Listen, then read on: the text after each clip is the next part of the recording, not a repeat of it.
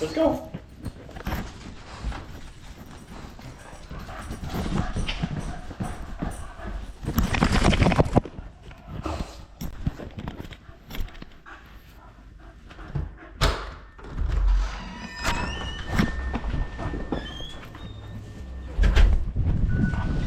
Let's go get in the car.